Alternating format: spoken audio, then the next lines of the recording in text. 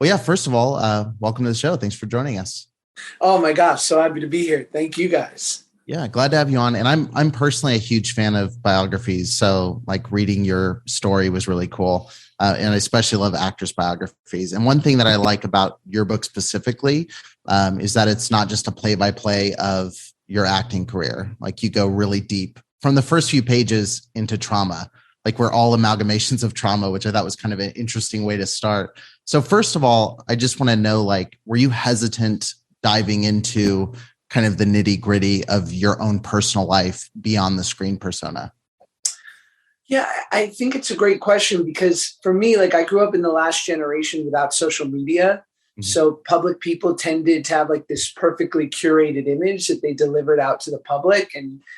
And I never really thought that I would ever get totally honest and personal and transparent, but kind of the times culture started to move in a direction where that was really not only rewarded, but slightly like demanded. Mm. And then also, it just felt like my life had so benefited from people being willing to be vulnerable with me and transparent and share their pain, their struggle. And I felt like if I had anything special, I was in a unique position because a lot of people, hopefully, who was reading the book might have grown up with me, might have known me for a long period. And this idea that someone that they were watching on television was also going through their own trials and challenges, I thought might be able to really resonate with them. Was there hesitancy? Like, I mean, obviously, I mean, you played Josh on TV. So the Josh that people had in mind was that Josh, like this image that they saw. Was there any hesitancy to like rip that Band-Aid off and say like, oh, I'm a real person? Like there's somebody beyond who you kind of know and watched after school? I guess maybe, but I'm not Mr. Rogers, like I think there's certainly a shrine of people like that where you probably, it wouldn't behoove you to be transparent, but I also like, I can't keep up like a reputation that it's sort of like I guess it's a trade, right? So yes, to your point, if I never got honest, then I'm preserving this idea for people that's slightly just it's just nice and it gives people a bit of a reprieve, and that's a value because people just love the show. But I think for most people, hopefully, this is just an extra level to it. It doesn't take anything away from what they loved about Drake and Josh. They can still watch it and totally lose themselves in it. But also they can, hopefully get a little perspective and a little bit of help too. And if I can do that, then all the better. And if someone's like, I read your book and now I can't enjoy Drake and Josh anymore, I'd be like, there's something deeper going on there, bro. Right. Yeah. That might say something more about them than it does about the book or you. Right. Yeah. I'm curious on when you decided to write the book, why in the timing that you decided to write it in? You got so many other things going on right now. You have opportunities pulling you left and right. You're doing a movie and you got like 2 shows going on. You got a podcast. What was the, catalyst that made you go, I got to get this message out and I got to get it out now? I initially signed the book deal at the start of the pandemic. And it seems like the pandemic was sort of that thing of, especially quarantine, was that idea of if you've been putting anything off, there literally is no excuse. Like if your garage is still dirty now, 2 years later, something's wrong. You should have been organizing. You had the time. And so I think it was like my mental garage. Like I'd always had this idea that I would love to write something. And specifically at 35, someone like me, if I'm writing in quotes, a memoir, because it doesn't even quite feel like that. It to me feels like a self-help book hiding as a memoir, ideally. Yeah. But, if I waited 10 years or 20 years, which would have been totally appropriate and probably better, there's only 2 things that would have come from that. Either I would have never written it because maybe I don't have much success, or my life transitions in a way that I wasn't expecting. Maybe my life moves away from entertainment. You never know. Or I get a lot of success and then I'm writing from the perspective, of what we see a lot of these, public people memoirs of like these people that have accomplished so much that you almost feel like a disconnect because that person is so the 1%. Sure. So me writing this at 35 is saying like, yeah, I've done some cool things, but I also face so much deep insecurity. And at 35, like this is just views from the halfway point. Like the verdict's still out. Like I've been incredibly lucky, but there's still much for me to do. And I think that's how a lot of people are at 35. Like they've done some good stuff, but there's still a good 20 years ahead of them of hard work probably. Well, that's what's interesting about the book. Like, and it is definitely a lot of self-help, and it definitely does cover a lot of ground that you don't expect it to cover, because it could have just been page to page. Here's some fan service stories, from set, like that could have been what it is, but it is a lot of a memoir. It is talking about your life and career, which I think is interesting because in 35 years, you've lived a lot of life.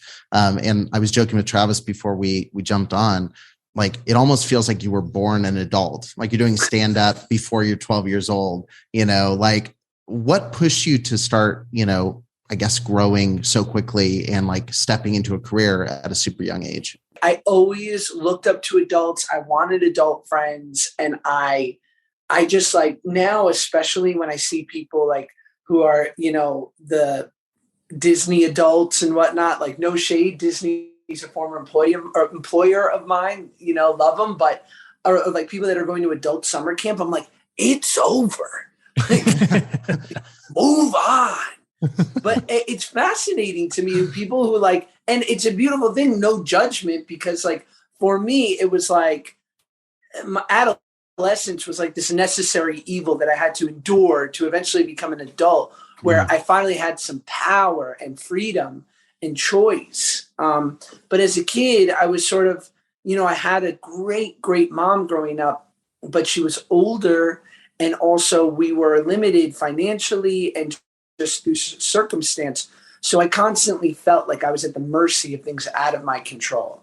So I think that's why I did stand up, or that's why I like, got into this career at such a young age, because had it been anything else, it didn't have the same social credit. Like if you're great at an instrument as a kid, or as even as Little League, it's like you're not going to probably make any money from it, and that's okay. That's great. But acting is this weird thing that you can literally do from a month old and make grown-up money, be around grown-ups, and start to be regarded as someone of value who demands, a certain level of respect. So I think at 10 or 11 or 12, I was like, oh, this seems like the right avenue for a guy like me. I'm curious on your relationship with money and how it's evolved over time, having grown up, with not a lot of it, and then getting a lot of it when you are that young. How did that start to affect, your relationship with your mom or your family or your friends? And then post Drake and Josh, like during trying to figure out what you're doing next, and then going back to not having it coming in all the time, and then doing more online things, and now movies and all this other stuff. What has been your relationship or your perspective with or around money along the way? There's this great Fran Lebowitz quote where she says, there's two types of people in the world: people who worry about money and people who don't have any. And I mentioned this in the book, and I wasn't even going to mention money because it's usually gross to talk about it. But my friend Ryan Holiday, who helped advise me on the book, said, you have to tell people how much money you made, because there is a preconception that when you do a show like this, you're set for life. And it would behoove you to correct people's perception that, I basically over 4 years made about $100,000 a year doing Drake and Josh. Now, no one's debating that that's a great income and that's a great middle-class lifestyle. I remember this woman yelled at me on Twitter the other day. She's like, I make half of that and I work with kids. And I was like, no one's debating that you should be making more working with kids. That's way more important. Absolutely. I was like, the only reason I even shared it was that no one thinks that you're making $1 million a year. but a lot of people thought I was. So that when you are in your 20s and you're doing work, that maybe you're just doing it for a paycheck, or maybe you're doing something on social media or something that's not as, in quotes, glamorous, because you got to pay the bills. People look at that and go, oh, would you blow all your money? What were you, a typical, cliche young Hollywood guy and bought some like Italian supercar? And it's like, no, dude, I just like had 18 months of runway when the show ended, and I had to keep working, as would anyone making a middle-class income. So that was my desire to sort of share that side of it, to just kind of correct sort of like the ubiquitous idea of what someone in my position would be making. And yeah, money, it's a great servant, but a terrible master. And only at 35, knock wood, that I've been able to create a certain level of security have I been finally able to like not totally white knuckle life. Because I grew up with very little money. So it scares the hell out of me, this idea of ever being in that position again. Yeah.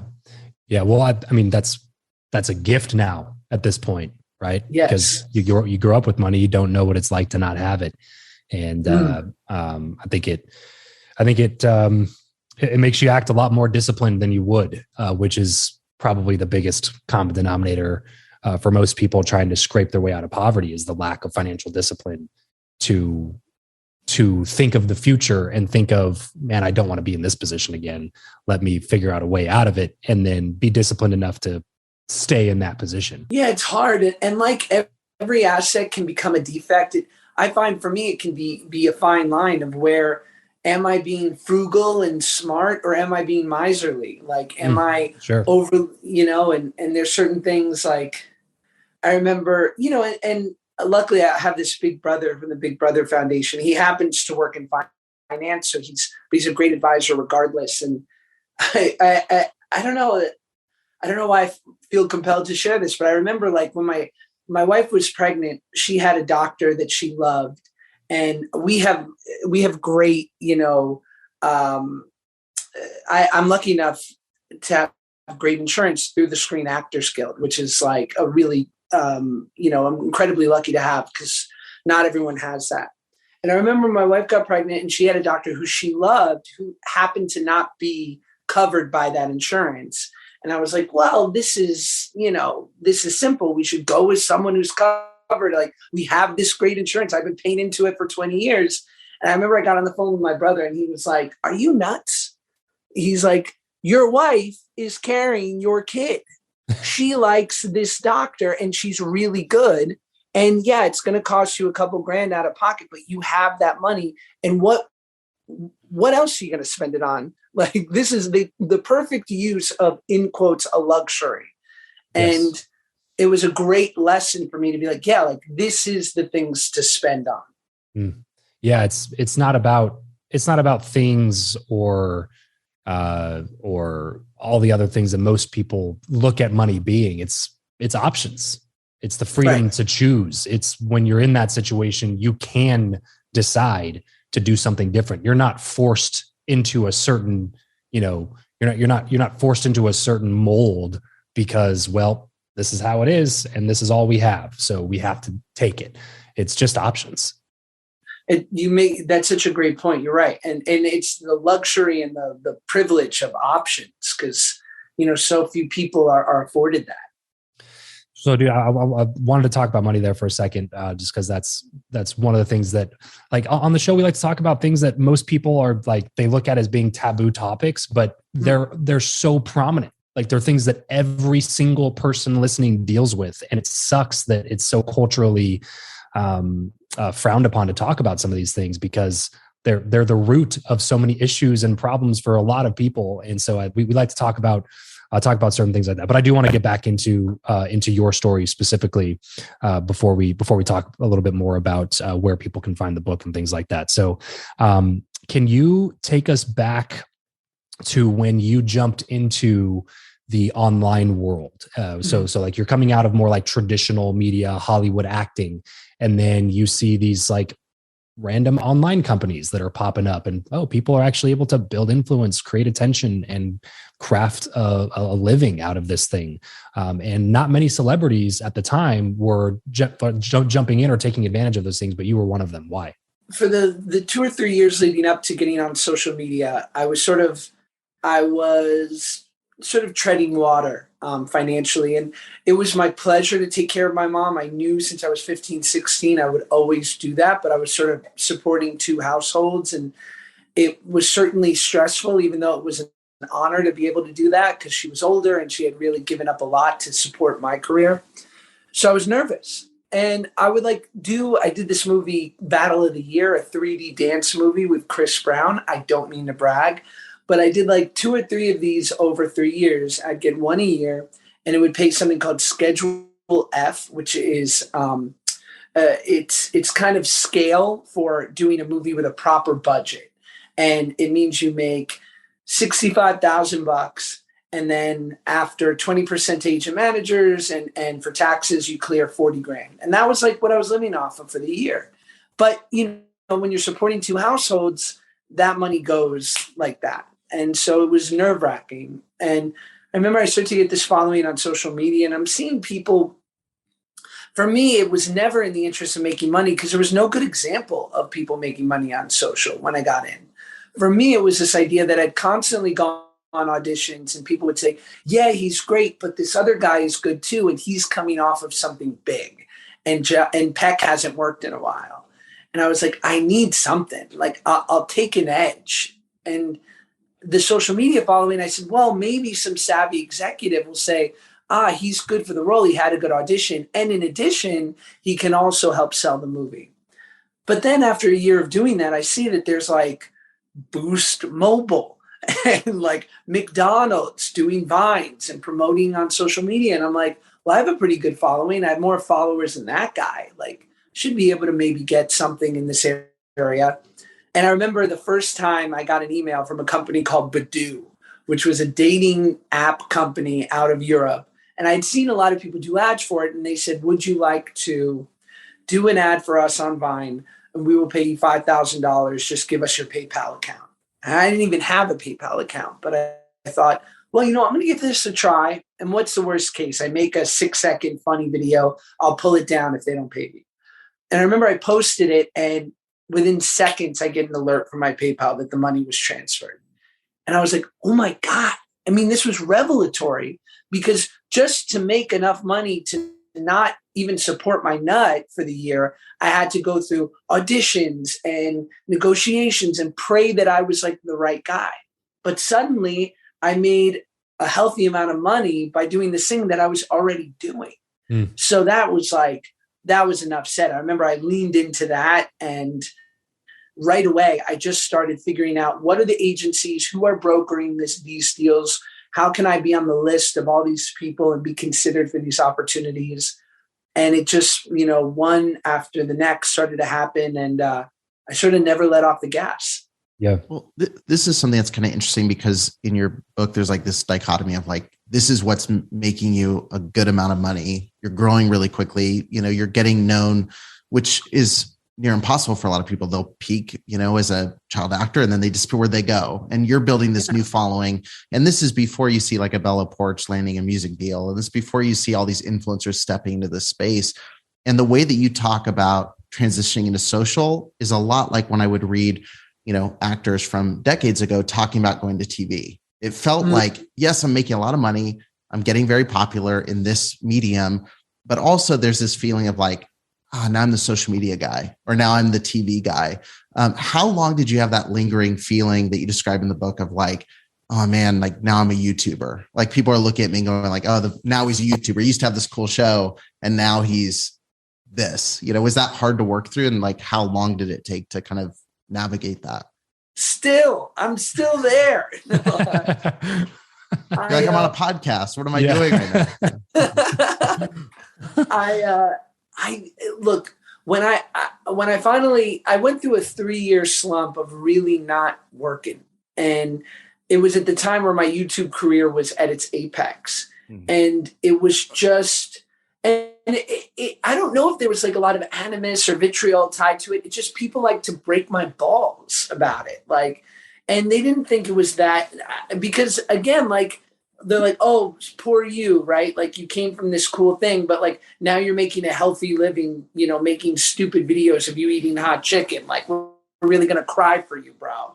Like, so it certainly wasn't like, I don't think people were necessarily being mean, but it got to me because my identity was so wrapped up in being an actor. And if I'm even being honest, more honest, it was the thing that I loved most of all.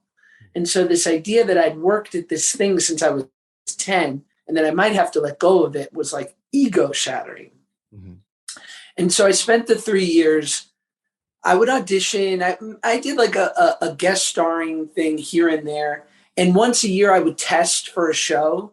So like and for anyone who doesn't know, like you would, for a network show or really any show on TV, you audition, then you get a call back. And then eventually it's called the test, where you and maybe 2 or 3 other options of other actors, you know, go and audition in front of all the network executives. And they decide like if you're the guy for the part.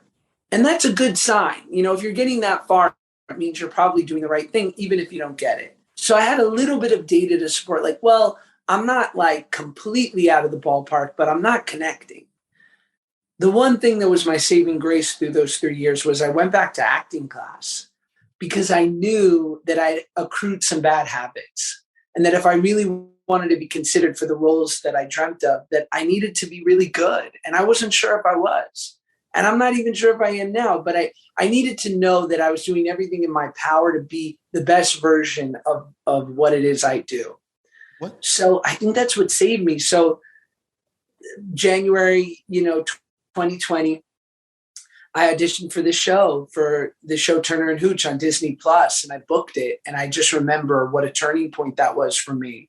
And it was a lead up of 3 years of ego death, going back to acting class, facing my demons, looking where I needed, to improve and allowing myself to like do that work. And in a weird way, I don't know why I feel compelled to mention this. I've always had hair issues. Like, I'm a Jewish kid. I have thick ethnic hair, super curly. And so for the last decade, I would get my hair relaxed, like get the shit, comb through my hair. Like literally it smells awful. And I would have like this bouffant, like this long hair, beautiful, ridiculous hair that always took high like maintenance. And I remember it was like December of 2019. And I was like, I'm going to shave my head. Cause like in a weird way, that hair was like a manifestation of like ego and vanity and betraying who I really was. And I was like, I don't know why, but I got to cut all this hair off and just see if I can like live my life not attached to this look or who I think I am. And I don't know if that had anything to do with it. Maybe it's just like you would more believe a cop with a crew cut than you would with like dreamy Fabio hair. But like a month later, I booked Turner and Hooch. And I think like it was somehow correlated. You mentioned, money obviously not being the sole driver. You talked about that, but then, you also talk about, you were on Michael Rosenbaum's podcast and you both kind of were sharing, like, it's really embarrassing when you're out and people are pointing you out as like, oh, you're that guy. Like you talked about your mom specifically being like, oh, did you see my son? He has this show. And that's like, you said it makes you like viscerally uncomfortable. But on the flip side, you talk about, you critique yourself a lot in your book for being self-centered or having an ego. Like when it comes to acting specifically, money and ego drives a lot of people to want to be an actor. What's the thing that's driving you specifically? If it's not money, if it's not necessarily fame, is it just the craft or is there something else that kind of is pushing that? I think we have a lot of our greatest athletes because of shitty admonishing fathers who told their kids that it was never good enough. And we've seen a lot of greatness driven by chips on people's shoulders. So I think that works. I think money and prestige can work too.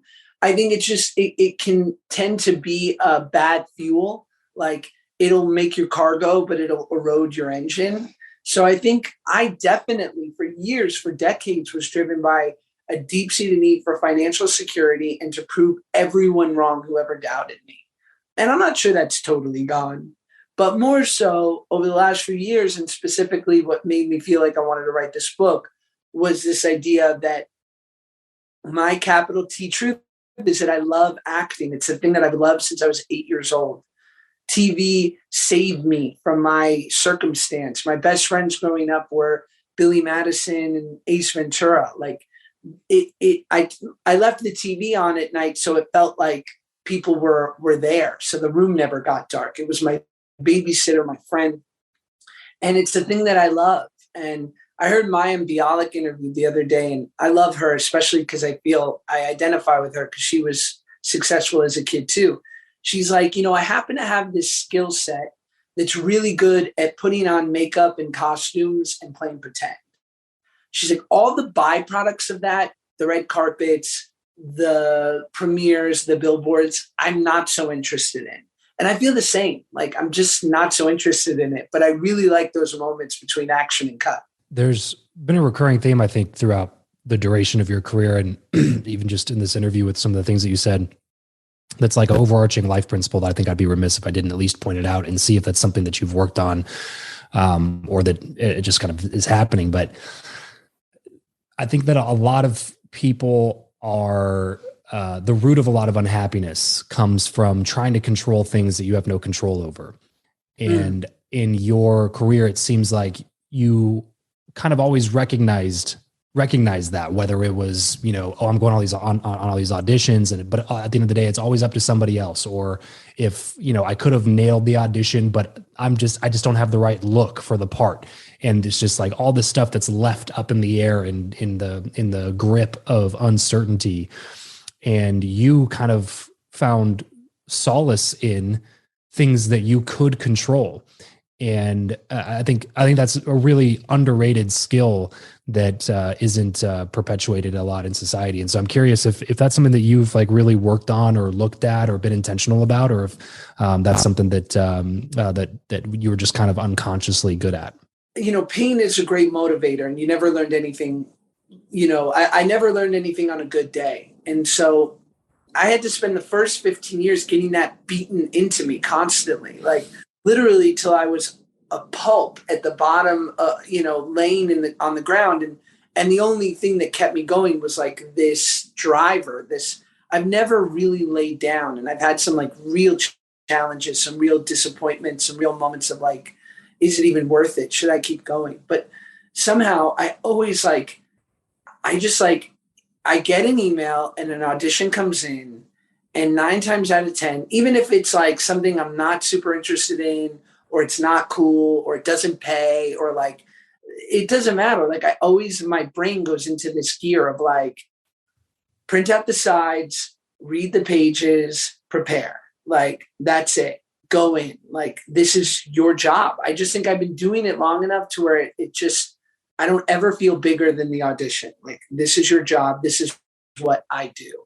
So yeah, it took me a long time to stop trying to control, to stop trying to need certainty. And it creeps back in to my life, but it's fruitless. Like it's just like, as much as I try to control and hold on, the more life makes it clear that it won't work. Yeah, sure. Talk to us about the book writing process.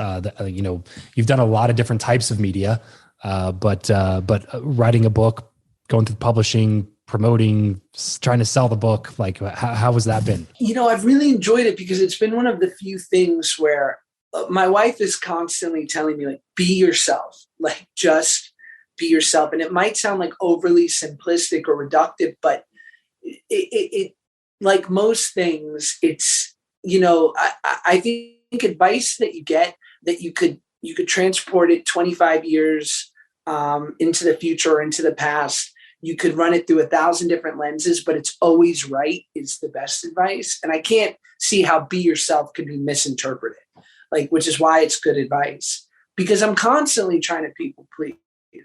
I remember one of the, if there's any actors listening, but like even someone who goes like on a job interview, for years, I would go into auditions and I would try to read the mind of the casting director and the director and producers and think, what are they looking for and how can I give them what they're looking for? Instead, doing my job, which is I've been given a script. Within that script are clues to who this person is. And those clues are in the form of how they talk and how people talk to them. Like if someone, sometimes it might not even be my line. It might be the line that's being said to my character because someone goes, why do you always avoid the problem? Like, or why do you always jump to conclusions? Well, that just told me 10 things I need to know about my guy. He jumps to conclusions. Maybe he's, guarded in some reason. Maybe he's been hurt by someone. But if I'm willing to do the work and I've been in acting class and I've been staying primed as an actor, then it behooves me to take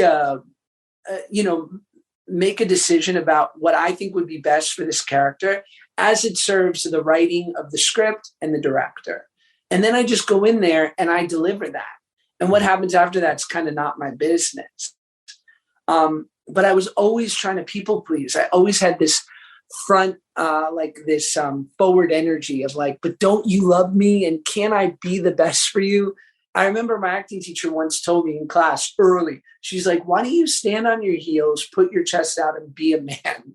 I was like, oh my God, like, is this acting class? Like, did I sign up for this? But she was right. So it took me a really long time to realize like, no, if I do my work, then really all my job is the attempt, That's a funny story in your book when you're talking about doing Red Dawn and like being with a Chris Hemsworth and trying to imitate his kind of action appearance and sticking out like a sore thumb. And like, for anybody who's listening who is, maybe in the realm of acting, somebody who is feeling that pressure to like, oh, I need to be the ideal version of what this character is supposed to be, or, what this role is supposed to be.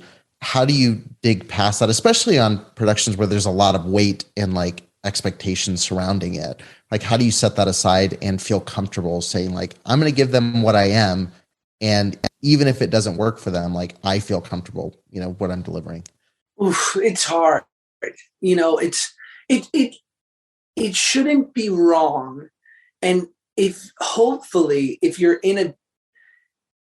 you get to a place, my friend Brian Garrity, who's a great, great actor, and he's, he was a co-pilot in Flight, and he's worked in Boardwalk Empire and Big Sky, and like he's delivered so many great performances. And he, I think, says this great thing, which is that when he gets cast for a part, he starts to work on it with the director and really starts to break it down. And if it needs no work and it's totally clear from the script, beautiful. But if he has some questions, he wants to add some things, he needs some help with, understanding motivations and whatnot.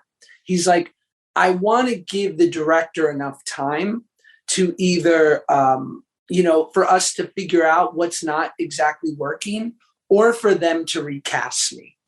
Mm-hmm. And I think that's like a really healthy way to look at it. And that, so if you're on a set and you're like, this isn't working and they're not happy with it, or I'm not happy, I'm not giving them what they want, it's a bad place to be. I don't, unless it's such a great director where that their like track record is so good and they're like, trust me, like I'm happy. You might not be happy, but I'm happy. Then you just let go and you like pray.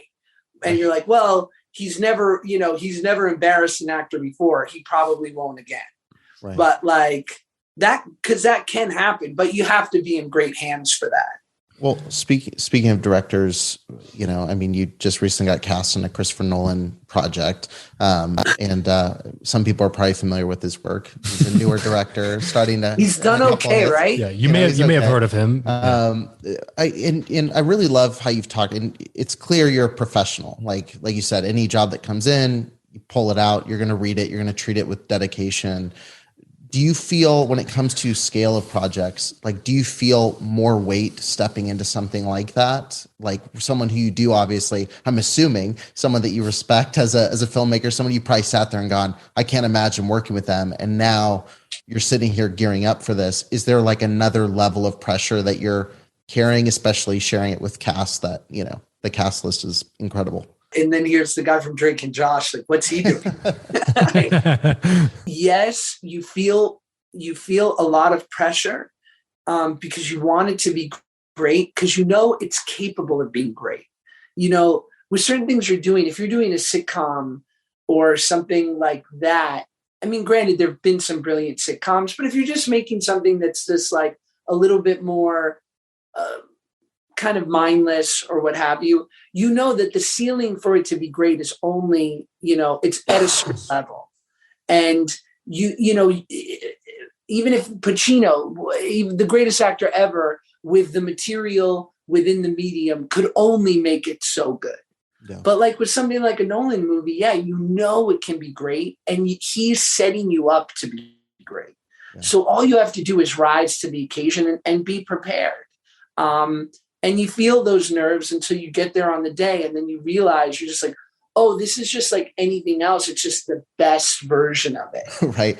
I mean, like that's a crazy day to walk on set and go, oh, I'm surrounded by greatness, you know, everywhere. Oh yeah. But the best part is you work with a guy like Killian, who's like one of our greatest actors. And then he's a gem of a person. You're like, oh, thank God. Like, you know, thank God you're great and nice. Right. I've heard some nightmare stories of people who are probably really fantastic who are definitely really fantastic actors, but not super great. Name them here. I'd much rather you name them because we'd get some good viral content out of this. I've heard that about Christian Bale. I've heard about no. There's been a few that I'm like, oh man, like fantastic actor, but you should work on being a better person. That's kind of an interesting question. I didn't even think about it preparing for this, but you know, you've mentioned obviously being a dad. That's a big thing in your book. You talk about it's an opportunity. You have a very hopeful outlook of I can break the cycle of, you know, traumas. You can make a better life for them. You can avoid some of the obstacles there. I guess within the industry, I mean, Hollywood's notorious, you know, eating kids up, spitting them out. You know, it can be a very traumatic place for kids to be. A lot of horror stories surrounding parents, like we talked about. Do you have anybody within the industry you've looked at as a role model, not only as an actor, but also maybe as a parent, or in how they balance their life and business? Have there been any mentors that you've kind of really grown to or you know, put yourself under to learn from? Oh, wow. It's a great question. I try to think of like the people who I mean, look, there's just people whose career I'm envious of, like Zendaya couldn't be crushing it any harder. Yeah, right. And she's so impressive, especially coming from like the Disney Channel and just doing one of the best shows on HBO. And even, you know, like, and people whose work I'm just a fan of, like Shia LaBeouf, I think is one of our greatest living actors. But I think as far as like all encompassing, you know, Jodie Foster is super impressive. And, you know, she started in Taxi Driver and a bunch of other stuff. Like I said, Mayim Bialik, I mean, she's the host of Jeopardy. I don't think it gets any better. So, but yeah, I really am into people when I meet them, that they do incredible work and they're more stoked on like their kids' Little League game. Like, to me, that's the best balance. Like when you meet like a true thespian where acting is life, like it's cool for a minute, but then you start going like, all right, what else do you have to talk about? Yeah. It's like being at a dentist convention. Like, how long are we going to talk about molars, guys? But when someone's got the great family life and a great career, or like, you know, I think people like Hugh Jackman seem to have that. Like that I really look up to. I wanted to talk to you real quick about Rejection, because a lot of people listen to the show are kind of in business, just because my other shows tend to be more business listeners and kind of personal development, self-development people. I did about 5 years of door-to-door sales. And if there's any vocation that I would think would potentially actually be more rejection than what I did, it would have to be acting. And so I would assume that getting to the stage of your career that you're at, you've had to learn to some extent how to deal with rejection. And I'm curious if you have any kind of advice for anybody out there listening. I would say like door-to-door sales, acting, maybe stand-up comedy, real estate to a certain degree, because you literally have to, you'll never know what the number is. right? Like you'll never know if like, yeah, you have to go up for 10 different deals and number 8's going to be the one, but you got to walk through the first 7. Yeah. So you just don't know, but it's, I would just say the only way I was able to get over rejection was when I went back to class and I started really looking at where did I have blind spots? Where was I less than? Because I think I was giving myself this little emotional safety net, this caveat, where I would say, well, if I didn't get the part, it's because I didn't give it all of me. I didn't give it 100%. And had I given it 100%, well, then probably I would have gotten it, because that's scary, right? It's scary, this idea to give it your all and then be confronted with this idea of like, yes, you did give it every ounce of you and it still wasn't enough. But then it's like, but what is life? So it wasn't until I really learned how to do the work, felt confident that I was doing everything in my power and that I was just doing my end of the job, that I was able to accept like, this one wasn't mine. And still, I've got an audition that I auditioned for 3 weeks ago that's like banging around in my head where I'm like, wonder why I haven't heard back. Right. Yeah. I've heard you say, when you take responsibility for your life, it's got a lot of great benefits, but also you don't have anybody else to blame. And I think that's like such a scary thing, because when something works, you can be like, yeah, I just got cast in a Christopher Nolan movie like that, like I killed it. But then, like you said, when you have something where, you don't get a call back for 3 weeks, you're going, well, I can't blame anybody. I can't blame them. I can't blame anybody else. Like that responsibility there is a really scary but rewarding thing at the same time. You make such a great point. And I'm thinking now about how, I end the book where I talk about how I had to let go of acting and accept my life as it was, that I was overpaid and I had a wife and a kid and I was so lucky and I was making a living doing social media. It was only in like being able to truly let it go and have that ego death that I could start acting for me, for the reasons that I fell in love with it when I was 8. And the book kind of ends where I say, and then of course, once I got to that place, I booked this Disney Plus show, Turner and Hooch, and it's like the biggest thing I've gotten in years. And in this doing promotion for the book, because I finished that chapter a year ago, people have said, you kind of hint in the book, you say, I just booked this thing. It's the biggest thing that I've had in my career. And by the time it comes out, it could be the biggest thing in the world or canceled or maybe somewhere in the middle. They're like, and the show got canceled. Like, how do you feel about that now? And I said, well, I could have changed the ending, right? Like I could have said, well, I got Oppenheimer or, I got a Chris Nolan flick, right? But like, this is so indicative of my life as an actor in most lives. Like, yes, that got canceled. And then I got this other thing. And then I could spend the next year out of work. Like you just don't know, which was why I didn't want to omit that, knowing that people would very publicly know that like, oh, I was so excited, but it still got super canceled. But it's like, but I'm okay. Like the important part is that I'm okay. Yeah, I think you hit the nail on the head when you said earlier that it was really came down to your confidence and putting in the work. And I've got to always come back to that, because when you're in the face of uncertainty and you're dealing with things that are outside of your control, all you're going to do is drive yourself crazy trying to think about how you can control them. When you went back to the drawing board and just said, I don't know what's going to happen. All I know is that I'm going to give this my best shot. I'm going to put in the reps. I'm going to go back to acting classes. I'm going to put in the work. And then I'm going to do the things that are required of me. And if it happens at that point, fantastic. If it doesn't happen at that point, also fantastic, because I am in a place where like these external circumstances don't change how I feel about myself on the inside. They don't change how my wife perceives me or the people that are closest to me that actually care about me perceive me. And I think that that's a really, really powerful takeaway. What's next on the docket for you, man? What do you got? What do you got cooking that you're excited about? Oh man. No, I just finished this.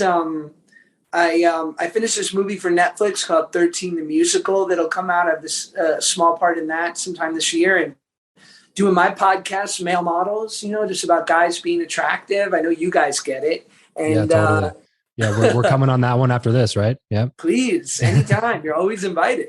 Well, I'm pulling this clip for sure. So we'll make sure we get that out there. Yeah, I'm so happy to be here with you guys. I so appreciate you reading the book and having me. It's been great. If I can slip one last question here, because please, kind of hit on it with the last two.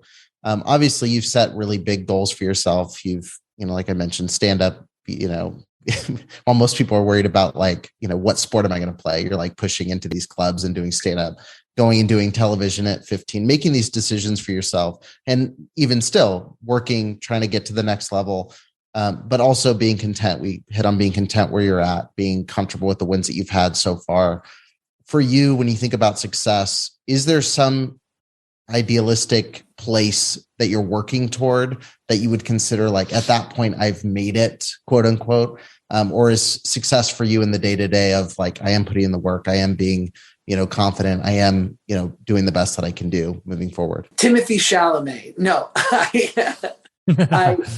I remember growing up, he doesn't have to go to auditions anymore, but all through my 20s, like if Miles Teller would walk into an audition, I'd be like, all right, that's it for me. Have a good time, Miles. You're going to kill it. I don't know what it looks like. I don't know if this is a good answer. I don't know what it looks like. I know I'm not there yet. But I don't know what it looks like, but I know I'm not there yet. I wonder, do I want to be a guy in my 60s who's still sitting in an audition room, when I could be hanging out with my grandkids? I don't know. Or maybe I'll be utterly pleased and I'm lucky, right? Most actors get better with age, whereas athletics, there's so many things, I've done a lot of research about physicists because of Oppenheimer as of recently. And, what you learn about the different sort of sciences is that mathematicians tend to do their best work before they're 30. I don't know why that is, but there's a high burnout rate. Whereas physicists tend to do their best work in their 30s, 40s, 50s as they get older. And I interviewed this famous physicist, Dr. Brian Keating out of UC San Diego. And he said it's because at the heart of what we do, there's this deep curiosity for the way in which God's mind works. I was like, oh my God. But I think as an actor, as a creative, right? I have this curiosity about me. I'm dying to know how people live their lives, how I can, bring an extra level of honesty and reality to the next part, to the next experience. And I feel really lucky. That drives me because I'm not sure everyone has that level of curiosity about what they do. Happy people are annoying. Guys, if you're listening to this right now, go pick up a copy of Josh's book. I know you will not regret it. As you know, every time we mention a book here on the show, we recommend you pick it up now, because if you don't, you're going to forget about it and life's going to get in the way. So stop whatever you're doing right now. Head over to Amazon, pick up a copy of Josh's book, and I'm sure that you will enjoy it. Josh, thanks so much for coming on the show, man. This is a lot of fun. That's awesome. Dude, you guys are awesome. Thank you so much for having me. I loved it.